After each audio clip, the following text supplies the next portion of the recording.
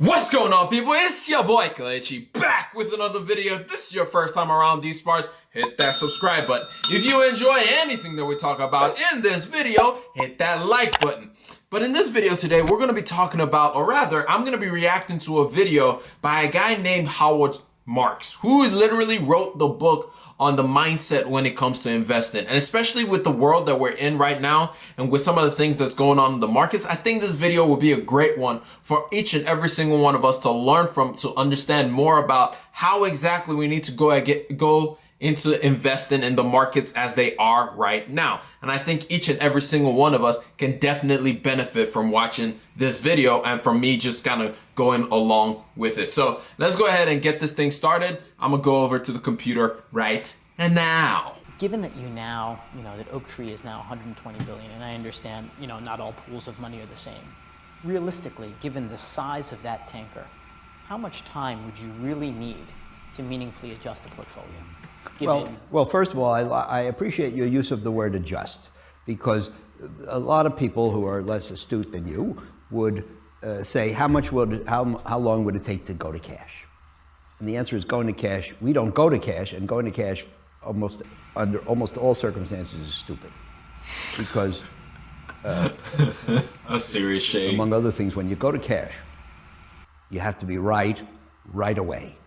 Because if you go to cash and prices keep going up for a while, as they invariably will, and returns continue to be positive, you fall so far behind by being in cash that you may even jeopardize your business to stay in business.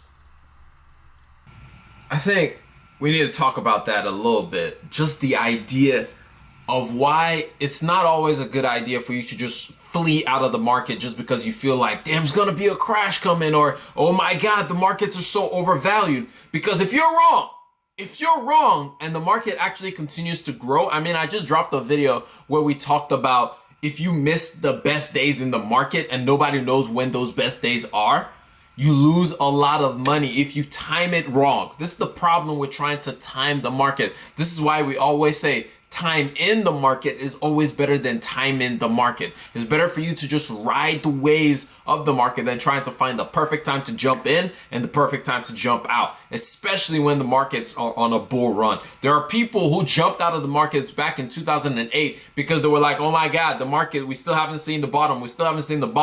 And they missed out on the bull run that we saw in the last 10 years where the markets just kept on flying higher and higher. And you'll certainly jeopardize a lot of your client accounts. So, but you used the term adjust portfolios. And, if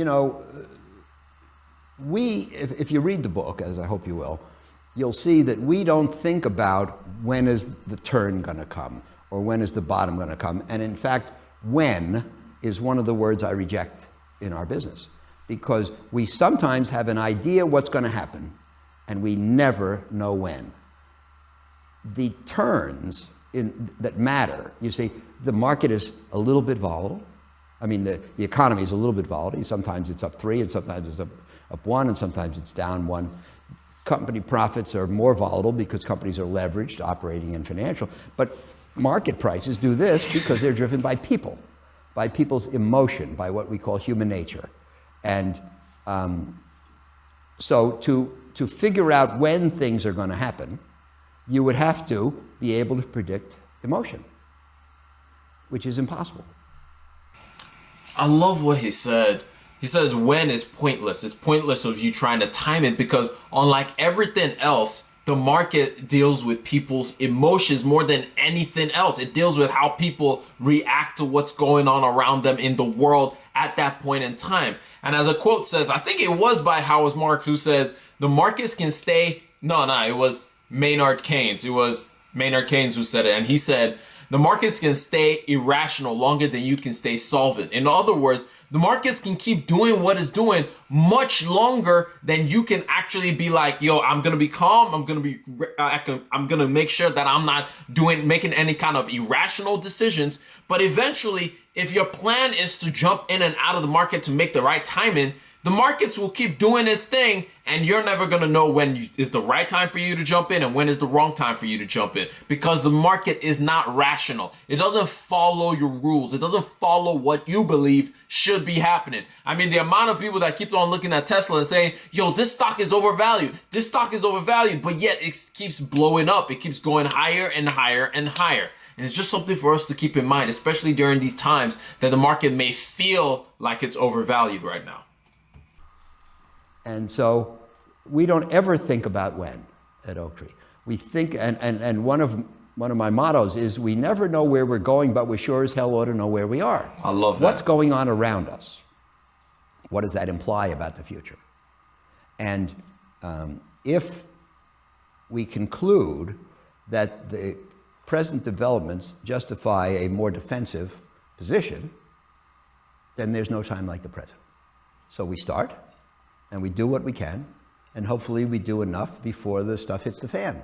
And I love what he just said. Basically, everything he just said at the end of that statement is, have a plan and know your goals.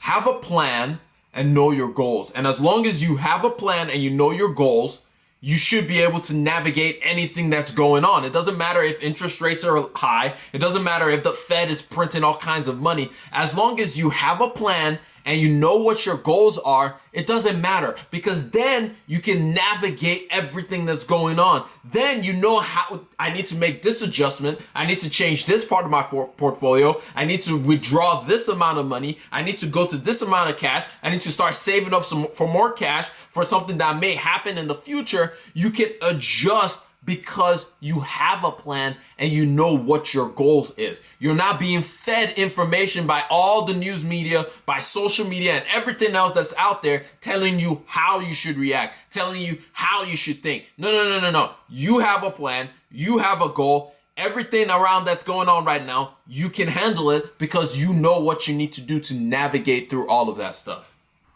you talked about, sort of the pain associated with going to cash, and then if you engage in abstention and the market keeps going up, then obviously you underperform. And let's point out one of the most important adages in investing, that being too far ahead of your time is indistinguishable from being wrong. Absolutely. I love Early is this. wrong. Sure. I think that's also something we gotta talk about. Unlike in regular life, whenever you have a meeting, to say if you're on time, you're late. In investing, if you're early, not a good thing, because there are always going to be people who will look at the markets. Like right now, everybody's like, yo, the markets are overvalued, but it could keep running for another 2 years. It could keep running for another 3, 4, 5 years. Nobody truly knows. Even when we look back at the dot-com bubble, where the markets were extremely overvalued, people called it when it was 3 years ahead of time. Peter Lynch, 3 years ahead of time, said the market feels overvalued. But guess what he didn't stop doing? Investing in the markets. Because at the end of the day, you don't know what's going to happen. Like I said earlier, the markets can stay irrational longer than you can stay solvent, longer than you can stay rational about your plan. So it's very, very, very much key for you to make a plan and stick to it. And it doesn't matter what's going on in the world. You adjust as necessary because you already have a goal and a plan. But along those lines, has that changed over the course of the last, again, call it 25 years? No, because in order to predict and work toward and game for a relative return, now not only do you have to know what's going to happen, but you have to know how other people are going to behave in response to what's going to happen, and you have to set your game for that. So again, it sounds maybe impractical. All we try to do is the right thing. If prices are too high, if risks are too high, if interest rates are too low, then if the economy seems to be getting old, then we try to reduce our risk. I just think this whole thing was so good as a reminder of, like, it doesn't matter how the economy looks. It doesn't matter what all the noise is going on around us. It doesn't matter about things like GameStop happening. It doesn't matter about all of that.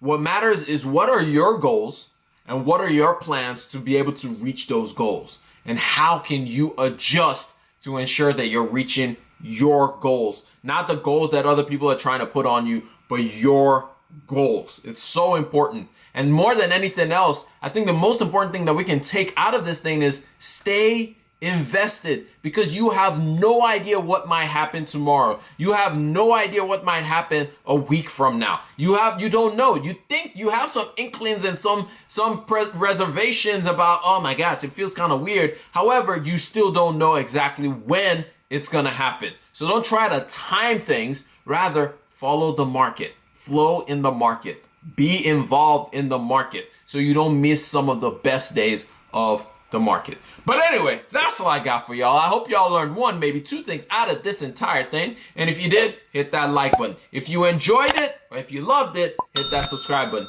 But it's been your boy Kalechi. I'm gonna catch y'all on the next one. Remember, generosity is always greater than greed. God bless each and every single one of y'all, and I'm out. Peace.